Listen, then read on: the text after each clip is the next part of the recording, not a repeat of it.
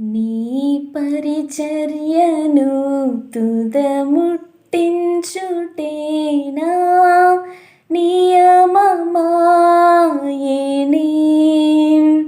నీ సన్నిధిలో నీ పొందుకోరి నీ స్నేహితుడానైతిని.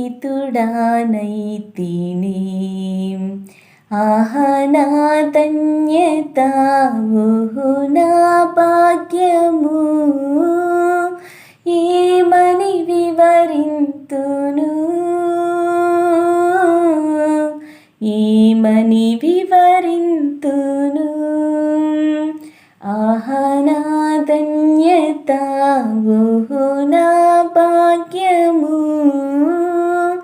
ఏమని వివరింతును,